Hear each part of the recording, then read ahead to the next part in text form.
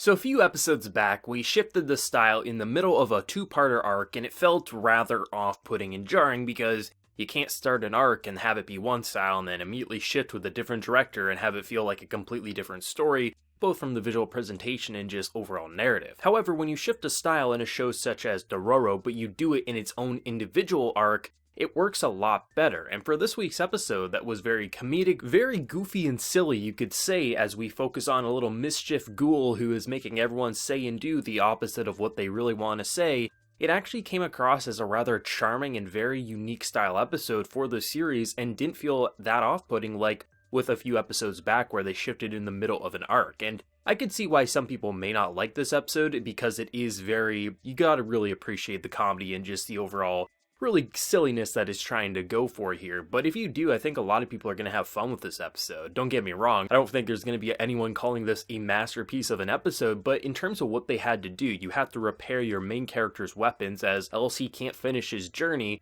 Instead of going with the typical, here's another dark and gloomy and just, depressing episode, they allowed for our two central characters to have a little bit of fun, a bit of humanity, and showcase that Hyakkimaru is a growing person. He is actually becoming a human. He's recognizing what he wants to do. He's learning how to show his affection, even if that affection is a little too hands-on for too many people. I mean, he literally likes to rub his head against horses and just people that he meets, as that's his way of recognizing that this is a person. We saw it last week where he was rubbing heads with Dororo, and I was like, oh, that's a cute thing. He's showing his affection, but it seems like he definitely needs to pull away as he's a little too hands-on, and that rubbing of heads almost got him married in this episode.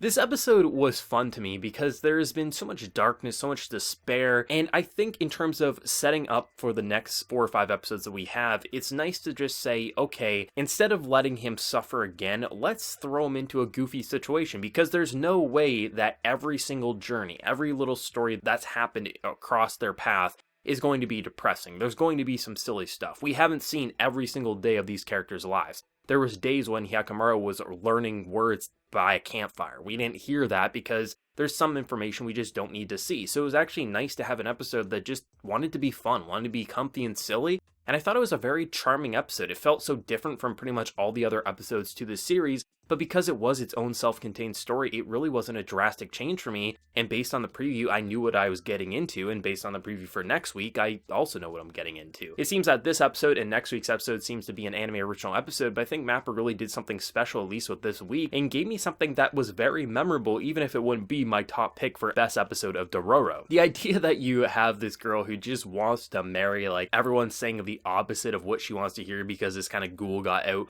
from the sealed kind of capsule that he was supposed to be in, and you just see a girl just wishing like, holy shit, this man actually wants to, marry me, and then you just see this ridiculous wedding shenanigans and how it was just going to be a day later, and then you have poor Dororo being like, just saying like how happy she is for him, and just the ridiculous mannerisms from the body language and just the overall reactions were glorious. Just the general civilians saying how she was ugly, or how, like, she wears the kimono really horribly, or how she's just stupid, just saying the opposite of what the entire village thinks, because they all do like her, as seen by once the curse is kind of broke, she immediately has lovers lining up front and center, and I love that. It is such a ridiculous premise, and to have Hyakkimaru not suffer, not be tormented, but just being like, screw my body, screw Dororo, I'm gonna marry this girl I just met. It wasn't gonna last, but it's such a ridiculous premise, and to see them not suffer for once, it was a nice change of pace. I mean, don't get me wrong, the suffering has always been incredible in Dororo. It really allows for interesting story arcs, but I think it's time for an episode like this. I mean, we have had more simpler moments, but we've never had a straight-up comedy episode, but you would have to say, how are you going to have a comedy episode in Dororo? There's no time for 100% comedy. We've had silly and cute moments, like Dororo kind of, saying one thing and Hyakkimaru responding in a very comedic way, but we've never had a full-on comedy episode. But to have a ghoul kind of make you say the opposite of what needs to happen, and actually, it works for the lore. It actually makes sense for this world, how something to this nature could happen in time of brutality such as this, and I really like just the simplistic beauty to this show. There was a lot of loose line work and just the over-exaggerated reactions. I loved how this episode looked and functioned, because unlike with the previous arc that kind of shifted styles and was playing around with the visual production way too much, this one, it makes so much sense because it was supposed to be a silly episode, and just seeing the over-exaggerated reactions the simple blushing and just the basic reactions from like the horses and stuff. I loved just how silly it was. It was supposed to be a silly episode, and to see why everything was functioning the way it was a very satisfying episode for me. But I could totally understand why so many people could watch this and be like, what the hell happened to the Dororo that I know and love? But for me, it was a nice change of pace. There's been so much suffering, and to just see a simple ghoul, out of all the little monsters that we've been dealing with, just a dude chilling on a rooftop making people say the opposite of what they really want to say, and in doing so can get people wrapped up into a marriage that they can't escape from no matter how hard they try. It is ridiculous, and I like just seeing some of the little personal touches, such as the swordsmith saying like how he doesn't like killing, but he wants to make a sword that will be so basically powerful that people will drop their weapons and not fight anymore. There's like these little touches, and you can see like even after like they kind of split apart, you're like, oh shit, is Hyakkimaru and Dororo going to be split apart again? They're able to play it off as not being a super dramatic or being like, okay, we're just seeing the same thing that we just saw 2 episodes ago. It came across as something pretty natural and organic for this episode. And I think it's a nice change of pace. I think, usually with a show like this, when you have only 6 or so episodes remaining, would you want to do something like this? Typically, no, because you have an end goal. You got to see, is he going to get his body back? What's going to happen to the kingdom? The political landscape, like the demons, things like that. However, he broke his swords, right? So they kind of gave themselves a really interesting way to do something different, have a little bit of fun, be a little creative, do their own thing that wasn't in the manga, while also allowing for something for the plot to actually happen, repairing his swords as you have something goofy and silly occur. We've had plenty of stories where it is just minor ghouls, and he didn't get a body part back. The only reason this episode feels so different is because it was designed to be a little more comedic and silly, based on the ghoul at hand. It wasn't like they just chose to be this way because they drank a little too much or did too many drugs. It was because of the ghoul at hand, and that's a really interesting way for Mappa to not only set the stage for the next journey that they're going to face, and even if next week is an anime original episode, Mappa has really fleshed out this story in such an interesting way that I really appreciate it. So this episode, even though it was so one and done and off-putting, it actually strangely fit the story that's being told here. It's just, instead of showing us another dark and gloomy ghoul story of the week, we got a silly and goofy one of the week, and it actually fit for this world quite well, and it was a nice change of pace. The voice actors just had fun. You can tell the Japanese cast had, they probably read the script and are like, what the hell's going on with this show? I kind of love it. And you could just hear the passion, Hyakkimaru, I just loved his voice acting. Just the small little moments where I can't tell if the actor in the booth is cracking up or he's actually being dead serious. The little small details that just sold his voice in this episode were just so ridiculous, and I adore it. This is like one of those episodes that you just couldn't hear in an English dub. It is so perfect that it just is flawless for what they're going for, and Dororo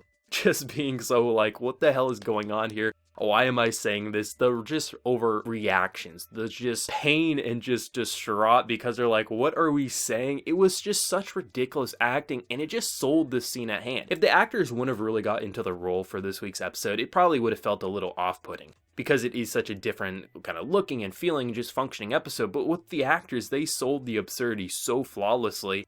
And you know what? After last week's preview, I was like, okay, it looks like we're going to have a little silly episode. And then walking into this episode, I was like, okay, you got something interesting here, and it was a very memorable episode, even though this wouldn't be my favorite episode of the series. When Dororo's all said and done, this will be one of those episodes that I remember very fondly, and one of the episodes I think back to and being like, I can't believe Dororo went in this direction. It was so silly, it was so ridiculous, but I loved it at the end of the day. And I like how we just didn't have a copy and paste of, previous ghouls and things like that. They keep spicing up the formula quite a bit. And I think this was a nice change of pace. From day one, I've really appreciated just the overall scope and range that Dororo was going for. I mean, when you really break down the story, it's a political landscape that affects an entire kingdom and the kingdoms neighboring it. But then you have this really interesting personal range that Hyakkimaru as well as Dororo have to go down. But then when you actually break down how they've been functioning ghouls and demons, just on the basic visual level, they've all looked different. They've all kind of functioned different, both with how they walk, with how they just move around.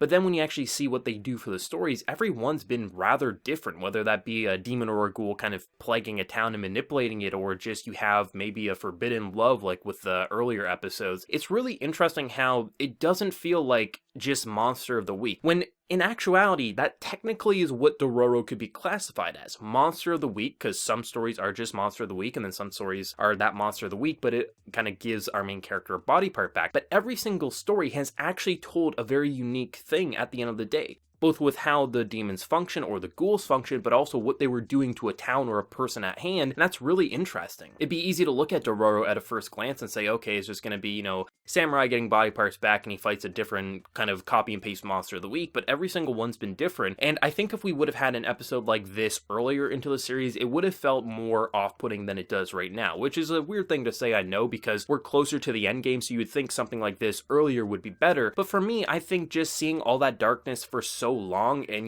we've had some simple moments for sure, don't get me wrong, but I think just that breathing room finally so close to the end game being like, okay, you know what, Mappa, if you want to take me down this path, I'm totally okay with this, because it just feels perfect. It really, really does. And throughout this episode, I had so many thoughts in my head. I was like, do I love this episode? Do I hate this episode? Do I like this episode? But yeah, I really enjoyed this episode overall. I really think it was such a unique style episode that out of all the episodes of Dororo, when I say like I'm really excited to see what people are going to say about the episode, this is probably the episode I'm curious the most about, because holy hell, it is such a weird wildcard of an episode that I could see 1,000 different opinions on this episode, and it'll be interesting to see what everyone's going to say, because what a wild episode. You never know what you're going to get into with Dororo each week, and that's kind of part of the charm and what makes this show so remarkable in a very unique and historical, bizarre way, and I really enjoy it. But for everyone who did watch this week's episode of Dororo, did you enjoy the shift in style as much as myself, or was it too off-putting for you? Let me know your thoughts down in that comment section below. If you did enjoy, be sure to drop a like and also hit that subscribe button if you haven't been new. So until next time, everyone, please take care and have a good one.